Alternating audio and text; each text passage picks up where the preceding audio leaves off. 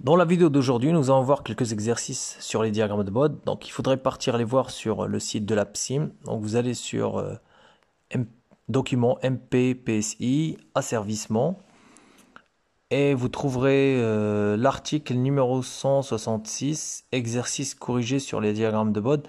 Vous le téléchargez. Une fois que vous aurez vu la vidéo, vous pouvez partir les faire avec la méthode. Donc, la première fonction h1 de p égale à 10 fois 1 sur p fois 1 plus 200p fois 1 sur 1 plus p fois 1 sur 1 plus 0,02p. Bon, alors, la première fonction 1 sur p, c'est un tableau moins 20 décibels partout, c'est-à-dire moins 1. 1 plus 200p, c'est une fonction à deux domaines, cassée à 1 sur 200. C'est 0 avant la cassure et 20 décibels par décade après la cassure. La fonction suivante, c'est un premier ordre, donc c'est 0 avant, moins 1 après. La cassure, c'est 1 sur 1, donc 1 sur 1, c'est 1. Ensuite, la dernière, c'est 0 avant la cassure, moins 1 après, puisque c'est un premier ordre. Et c'est cassé à 1 sur 0,02. Donc, on va utiliser un tableau sur lequel on va installer nos fonctions 1 sur p et 1 plus 200p. Ensuite, le premier ordre, 1 sur 1 plus p. Et après, la dernière fonction, 1 sur 1 plus 0,02p. Alors, il manque un p en rouge, je vais le remettre. Voilà, p. Après, donc, les deux dernières lignes, c'est pour le gain de la fonction hp, h1p, et la phase de la fonction h1 de p. Alors, premièrement, il faut commencer par trouver les cassures des fonctions. Donc, on a dit que la deuxième, troisième, quatrième fonction ont des cassures. Donc, la première cassure de 1 plus 200p, c'est 1 sur 200, c'est 0,005. La deuxième, c'est 1 sur 1. Et la troisième, c'est 1 sur 0,02, c'est-à-dire 50. On installe les cassures voilà, sur 0,005, 1, puis 50, donc croissante. Après, on met les cassures sur les fonctions. Donc voilà, elle est cassée à 50, la dernière. Après, on sait que le tableau de 1 sur P, c'est moins 1 partout, c'est-à-dire moins 20 décibels par décade partout. Ensuite, la suivante, c'est l'inverse d'un premier ordre, c'est 0 avant et 1 après, c'est-à-dire 20 décibels après par décade. La troisième, c'est un premier ordre, 0 avant la cassure, moins 1 après. Quatrième, c'est un premier ordre, 0 avant la cassure, moins 1 après. Ensuite, on fait la somme. Donc, la somme nous donne moins 2, moins 1, 0, moins 1. Pour trouver la phase, il suffit de multiplier toutes les valeurs que nous avons trouvées par 90 degrés et ça nous donne le lieu de la phase de la fonction h1 de p. Voilà. Maintenant, pour dessiner cette fonction, donc il ne reste plus qu'à calculer le premier point de la courbe du gain en utilisant la formule que j'ai déjà donnée dans une autre vidéo. Donc 20 log de k moins m fois alpha fois 20. Donc je reprends maintenant les cassures 0,005, 1 et 50. Il est préférable si vous êtes débutant sur les diagrammes de Bode de dessiner les domaines, c'est-à-dire mettre la limite de chaque domaine. Comme ça, on est tranquille en dessinant les asymptotes. Après, vous pouvez vous en passer. Avec le temps, vous pouvez le faire sans limiter les domaines, c'est-à-dire juste voir la valeur et s'arrêter dessus. Donc le premier domaine, c'est moins 1. Voilà, donc la formule, j'ai dit que c'est 20 log de k en moins m fois alpha fois 20. Le m, c'est la puissance du premier disque qu'on a sur notre papier semi-log, c'est moins 4. Ça nous donne 100 décibels. Donc on va commencer par 100 décibels. Et à partir de là, on va faire une droite de moins 1 jusqu'à 0,005. Pour dessiner moins 1, donc il faudrait dessiner une droite de 100 jusqu'à 80 sur une décade. Voilà. Après, un domaine horizontal 0, donc une droite horizontale qui s'arrête sur 1. Voilà, qui va s'arrêter sur 1. Ensuite, une droite encore parallèle à la première, c'est-à-dire à moins 1, passant par le dernier point qu'on avait trouvé en s'arrêtant sur le domaine de 1. Voilà, donc un peu de précision. Ça marche maintenant, j'ai trouvé le point. Donc une droite de moins 1 encore qui va s'arrêter sur la cassure 50. Voilà. Après, nous avons une droite de moins 40 décibels par décade. Donc pour dessiner une parallèle à moins 40, il suffit de dessiner sur une décade une chute de 40 décibels. Donc j'étais à 60 jusqu'à 20 sur une décade.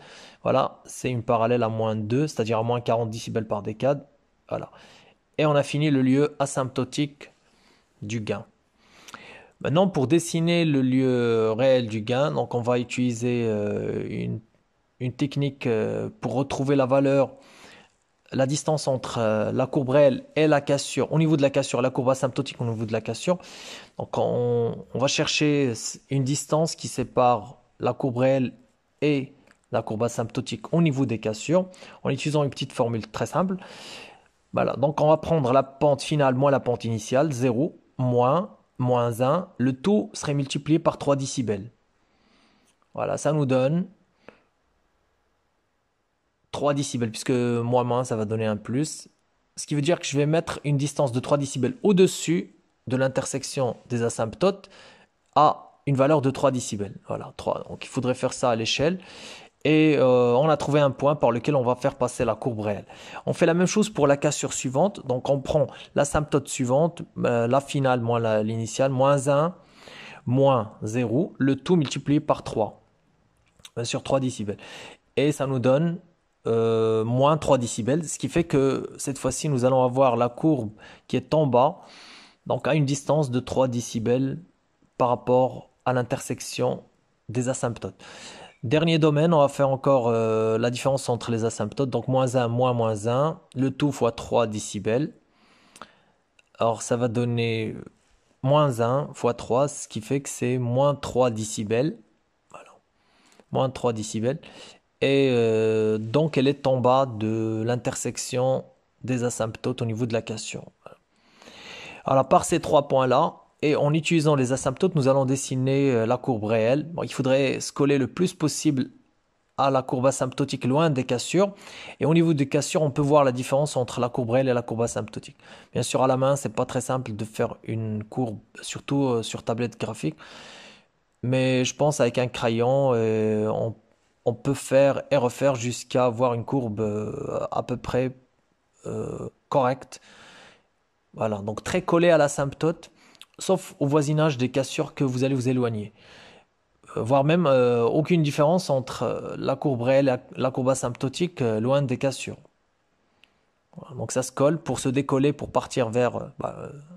désolé. Voilà, donc après, je continue jusqu'à l'infini.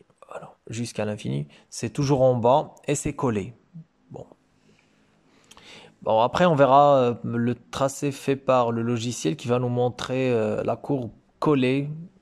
Et on verra aussi les différences entre les courbes réelles et asymptotiques au niveau des cassures.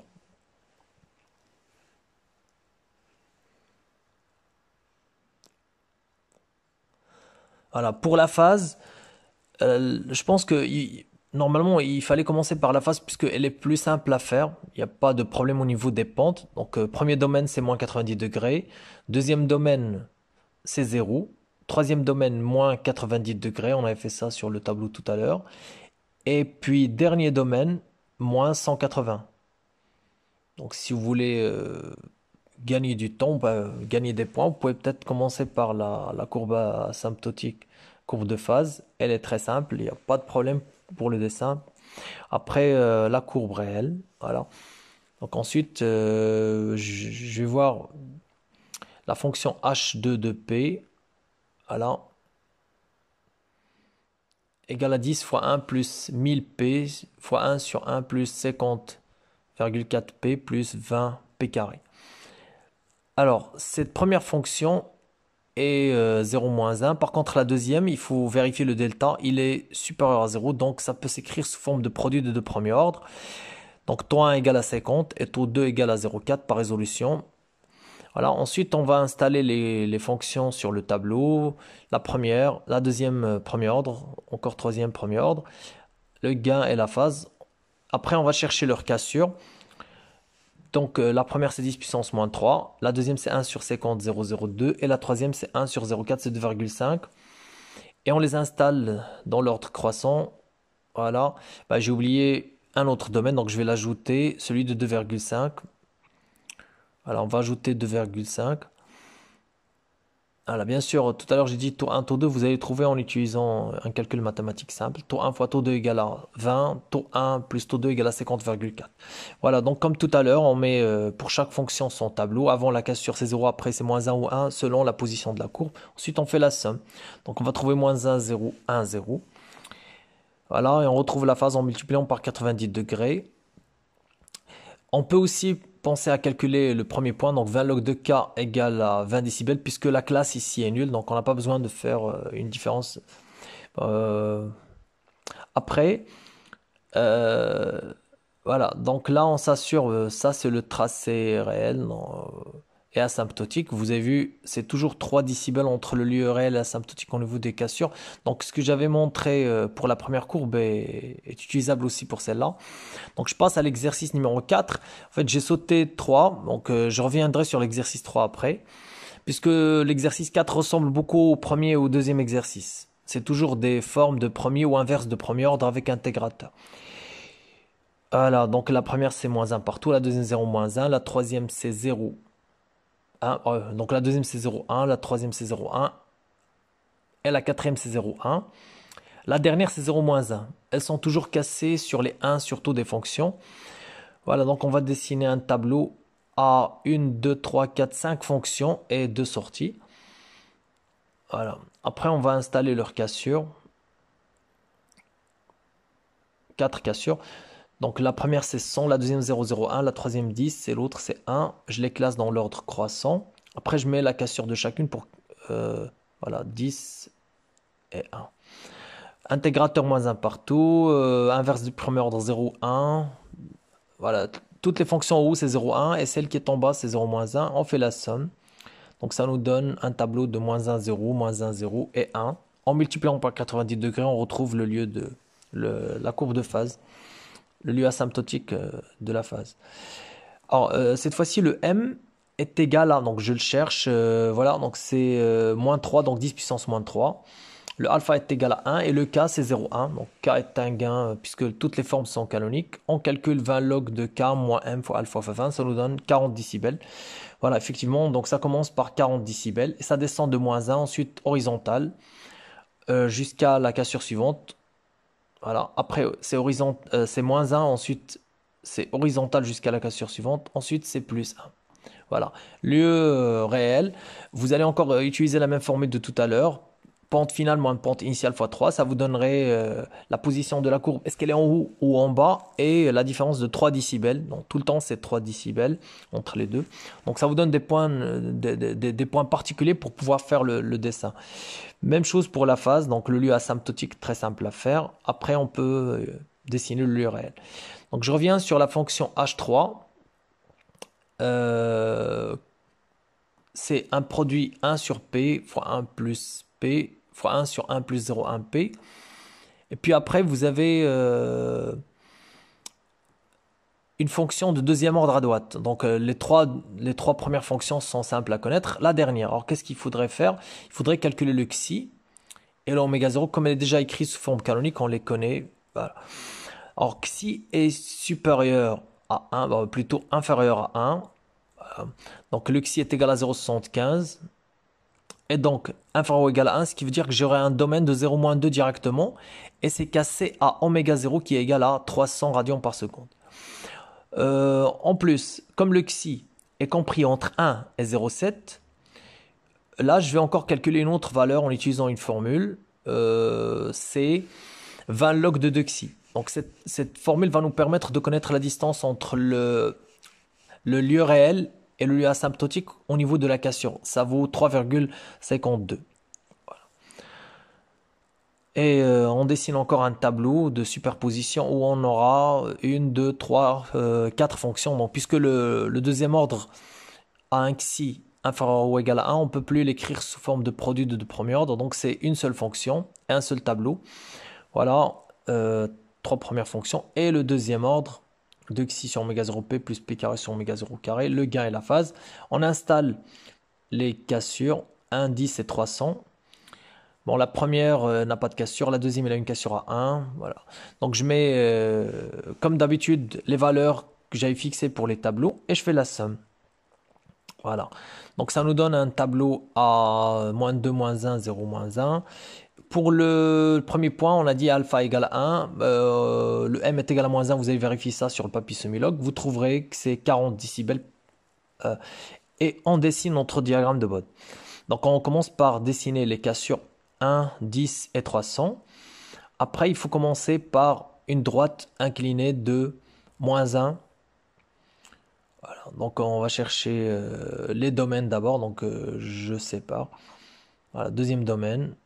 Troisième domaine, voilà, là je suis tranquille, donc je dessine et je m'arrête à chaque fois que j'arrive sur la droite verticale bleue. Donc moins 1, 0, moins 1, moins 2, et on commence par 40 décibels avec une droite de moins 1, c'est-à-dire on perd 20 décibels sur chaque décade, donc je commence par 40, après une décade je vais avoir 20 décibels, voilà. Et ça tombe bien, la fin de la décade est justement la cassure. Là je m'arrête, ensuite je fais une droite horizontale depuis cette cassure, depuis le dernier point, jusqu'à la cassure suivante 10. Ensuite, encore une parallèle à la première. Donc, je retiens, c'était un angle de 16 degrés. Voilà, donc je descends de moins 1. Ensuite, je fais une pente de moins 2. Comme j'ai dit, 40 décibels par décade. Il faudrait trouver une droite référence pour dessiner. Donc, je descends de 0 à moins 40 sur une décade. Et je fais la parallèle à cette droite-là, que je vais faire passer par le dernier point que j'avais dessiné. Et voici mon lieu asymptotique. Alors maintenant, est-ce que la formule de tout à l'heure est toujours valable? Oui, elle est valable dans les domaines où nous avons les 1 sur tout. Voilà. Là, j'utilise la formule de pente finale, mon pente initiale. Alors, là aussi, je la fais puisque c'est toujours 1 sur tout. Mais là, j'ai oméga 0. Je n'ai pas le droit d'utiliser cette formule. J'utilise plutôt 20 log de 2 xi que j'avais calculé tout à l'heure. Et c'est en bas. Voilà. Pour les courbes qui sont entre 1 et 0,7, la courbe réelle est en bas de l'intersection des cassures. Et je fais passer ma courbe. Je suis vraiment désolé pour la qualité du tracé, mais bon, à la tablette graphique, on peut pas faire. Je pense que je pourrais faire mieux, mais il faudrait que je maîtrise un peu plus les outils. Voilà, on verra ça sur le lieu dessiné sur un logiciel. Voilà, donc c'est pratiquement le même. Et là, on voit vraiment l'apparition des 3 décibels et de la valeur qu'on a mesurée tout à l'heure. Voilà. Donc, vous pouvez vérifier les valeurs et vous verrez que c'est précis. Van log de Dexy nous a donné une valeur précise pour dessiner la courbe réelle. Voilà. Alors, après, pour la fonction numéro 5, H5 de P, donc c'est 1 plus 001P fois 1 plus 100P fois un deuxième ordre. Ce deuxième ordre s'écrit encore sous forme canonique. Donc 0,1 pour la première, 0,1 pour la deuxième, cassé à 1 sur tout. Pour la troisième, alors c'est un deuxième ordre. Et on remarque bien que le xi, d'après la forme, est égal à 0,2. Et que le oméga 0 est égal à 0,6 radians par seconde. Donc, comme le xi est inférieur encore ou égal à 1, je vais mettre un tableau de cette fonction 0-2. Et le tableau est cassé à oméga 0 égal à 0,6. Voilà. En plus, il faudrait, puisque là je suis à une valeur inférieure à 0,7, j'aurai de la résonance. Donc il faudrait calculer. Donc si inférieur ou égal à 0,7, j'ai le droit d'utiliser d'autres formules. Donc QDB égale à moins 20 log de 2 xi, racine carrée de 1 moins xi carré. Voilà, cette formule-là va vous permettre de trouver la distance entre l'asymptote et la courbe réelle au niveau de oméga résonance. Donc c'est 8,13 décibels. Après, il faudrait trouver oméga résonance. C'est oméga 0 racine carrée de 1 moins 2 xi carré. Voilà, application numérique pour le cas actuel, ça donne 0, voilà, 57 radians par seconde. Donc avec ces deux valeurs, je vais pouvoir dessiner la courbe réelle loin, disons à côté, près de la cassure du deuxième ordre, oméga 0 égale à 0,6. Voilà. Donc après, il ne reste plus qu'à dessiner le tableau de superposition comme d'habitude. On aura 3 fonctions, puisque le deuxième ordre va prendre une seule, comme le xi est inférieur ou égal à 1. Donc je mets la première 1 plus 0,01P, 1 plus 100P, et notre deuxième ordre, 2 xi sur oméga 0P plus P carré sur oméga 0 carré, le gain et la phase. les cas sur 1 sur 0,01, 1 sur 100 et oméga 0 égale à 0,6. On les classe croissante 0,01, 0,6 et 100. Voilà, cas sur 2 chacune. Avant c'est 0, après c'est 1 pour les deux premières. Avant c'est 0, après moins 2 pour le deuxième ordre. Et on fait la somme. Voilà. Donc 0, 1, moins 1, 0. Comme le alpha est égal à 0, on va commencer par 20 log de k. Donc on aurait 0 décibels, puisque k est égal à 1. Voilà, j'ai mis les domaines 001, 06 et 100. Et je commence. Donc ma première droite c'est 0. Ensuite la deuxième c'est 1. Pour dessiner un, il faut monter de 20 décibels sur une décade. Donc la décade c'est entre 10 puissance moins 2 et 10 puissance moins 1. Donc je monte de 0 jusqu'à 20. Voilà, je dessine ma droite. Ensuite, il faut descendre de moins 1. Donc à partir de ce point-là, il faudrait descendre de moins 1, une droite inclinée de moins 20 décibels par décade, jusqu'à la fin du domaine. Ensuite, une autre droite horizontale, puisque le dernier domaine est 0. Voilà.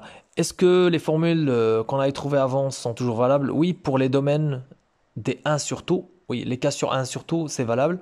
Donc 1 moins 0 fois 3, ça fait 3, donc je suis en haut. Pour le deuxième, non, c'est pas valable. Pour le troisième, le deuxième, c'est oméga 0. Donc, je ne peux pas appliquer cette formule. Donc, pour le dernier, je peux, puisque c'est 1 sur tout. Donc, 0 moins moins 1, ça fait... voilà, donc je reprends. 0 moins moins 1, ça fait 3 décibels. Elle est en haut. Pour le domaine de oméga 0, je suis censé utiliser les deux formules de tout à l'heure, QdB et oméga résonance. Donc, j'avais calculé QdB, j'ai trouvé 8,13 décibels.